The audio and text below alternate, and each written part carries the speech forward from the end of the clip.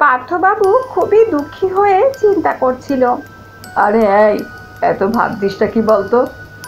মেয়ের ভালোবাসায় অন্ধ হয়ে সেই মেয়েটার জীবন কেন বরবাদ করতে চাইছিস? আরে তোর ঘরে আর তোর কাছে থেকে পায়েল কি এমন বেশি সুখ শান্তি পাচ্ছে বলতো? ওর সাথে তো ছোট থেকে এখনো পর্যন্ত ঘরের একটা কাজের মেয়ের মতোই ব্যবহার করা হচ্ছে।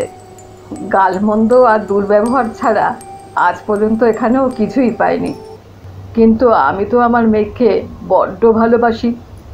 ওহ, তোর ভালোবাসা কি ওর ভবিষ্যৎটাকে পাল্টে দিতে পারবে? তুই ওকে কি এমন দিতে পারবি বলতো? দুবেলা দুটো রুটি আর ডাল ছাড়া। আর ওখানে গেলে মেয়েটা 7,000 কোটি টাকার সম্পত্তির মালিক হবে। আহা, ওখানে তো রানীর মতো থাকবে, যা মন চাইবে তাই কিনতে পারবে। এর থেকে আনন্দের আর আছে কি? যেমনভাবে চাইবে সেভাবেই তার নিজের জীবনটাকে চালাতে পারবে, যা এই বাড়িতে থাকলে কখনোই সম্ভব নয়। তাই আমার কথাটাই মেনে নিলে ওকে ওই রঞ্জিত বাবুর সাথেই ওখানে পাঠিয়ে দে, তাতেই সবার মঙ্গল হবে। বাবা, তুমি কি এখানে একা বসে কিছু ভাবছো? হ্যাঁ রে মা, আয় আয়। বাবা, আমি কিন্তু তোমাদের ছেড়ে কোথাও যেতে চাই না, তাই জন্য তুমি ওদেরকে বারণ করে দিও। আমি এখানেই অনেক ভালো আছি। না পায়েল, তোকে ওখানে যেতেই হবে। কিন্তু কেন বাবা? আমি তোকে এখানে রেখে তোর ভবিষ্যৎটা বরবাদ করতে চাই না। ওখানে গেলে তুই কোটি কোটি টাকার মালকিন হবি, আর ধন সম্পত্তি থাকলে কারুর আর কোনো দুঃখ থাকে নাকি? যা চাইবি তাই করতে পারবি। কিন্তু এখানে থাকলে আমি তোকে এত কিছু দিতে পারবো না রে। আমার টাকা পয়সা এত চাই না বাবা, আমি শুধু তোমাদের সঙ্গেই থাকতে চাই। না পায়েল, তোকে ওখানে যেতেই হবে, নয়তো লোকেরা বলবে আমার জন্যই তোর জীবনের ওই উন্নতিটা হলো না। আমি এসব কথা সহ্য করতে পারবো না। তাছাড়া তুই এমন আর কি দূরে যাচ্ছিস বলতো? যখন তোর ইচ্ছা হবে আমাদের কাছে চলে আসবি, আর আমারও যখন তোকে দেখতে খুব ইচ্ছা হবে আমিও তখন দেখবি ঠিক তোর কাছে চলে যাব। তাই আমার কথাটাই মেনে নে মা। যখন এই রঞ্জিত বাবুরা আসবে তখন তুই রেডি হয়ে নিয়ে ওদের সঙ্গেই চলে যাস।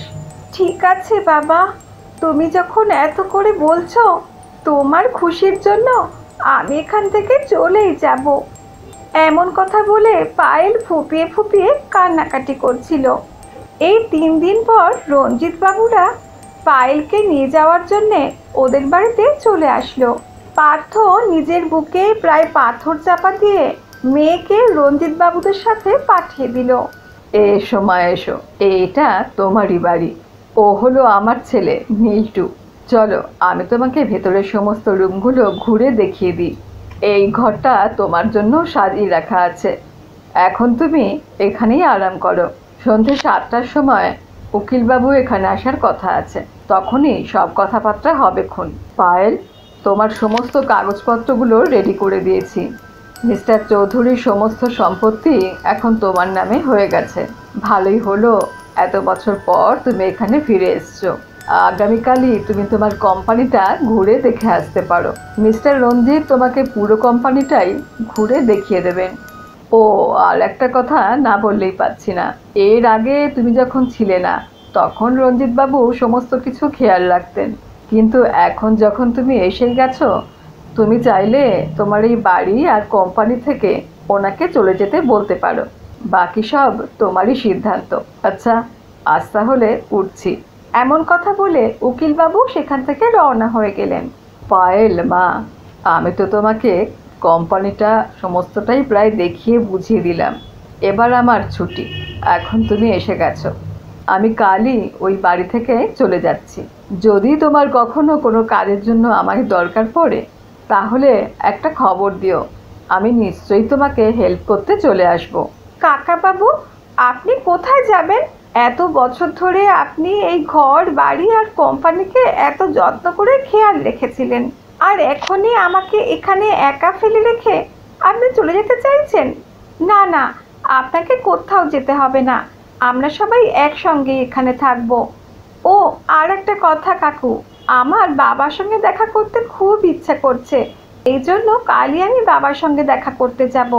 পায়েল, যদি তুমি কিছু না মনে করো তাহলে তোমায় একটা কথা বলি। হ্যাঁ কাকু। যাকে তুমি বাবা বলে এত সম্মান দিচ্ছ সে কিন্তু সেটা শোনার জন্য যোগ্য লোক নয়। কাকু, এ আপনি কি কথা বলছেন? আহা, আমি একেবারে ঠিক কথাই বলছি। যাকে তুমি বাবা বলে এত বেশি শ্রদ্ধা করো সে তোমাকে ছোট থেকে বড় করার জন্যে আমার কাছ থেকে 5 কোটি টাকা চেয়ে নিয়েছে। না না, এমন তো হতেই পারে না। আপনার কোথাও ভুল হচ্ছে। আমি তাকে খুব ভালো করেই চিনি। এইটাই সত্যি। এই দেখো না তার ব্যাংক অ্যাকাউন্টে 5 কোটি টাকা ঢুকেছে কিনা, আর এই কাগজপত্রগুলোতেও তার সই আছে, দেখে নাও। কি এবার বিশ্বাস হলো তো? না, আমি এসব বিশ্বাস করতে পারছি না। এমন হতে পারে না। একটু ভেবে দেখো, যে কিনা তোমাকে বাড়ি থেকে পাঠাতে প্রথমে চাইছিলেন না, তারপর টাকা দেওয়াতে সব কিছু দুদিনের মধ্যে বদলে গেল। এই যে তোমাকে আমার সাথে উনি পাঠিয়ে দিলেন, এই সবই তো টাকার জন্যই। আরে ও তো তোমাকে ছোট থেকে এত বড় করার জন্য যে খরচ হয়েছে তাই জন্য আমাকে কথা শুনিয়েছিল, আর একটা শর্তও রেখেছিল। তাই তো আমার থেকে 5 কোটি টাকার বিনিময়ে তোমাকে এখানে পাঠিয়ে দিল আর কি। এমন কথা শুনে পায়েল রাগে একেবারে লাল হয়ে গেল। আজকের গল্প এই পর্যন্তই। আসবো এর পরের অংশ নিয়ে পরের ভিডিওতে। ততক্ষণের জন্যে বিদায় বন্ধুরা। ভালো থেকো সবাই।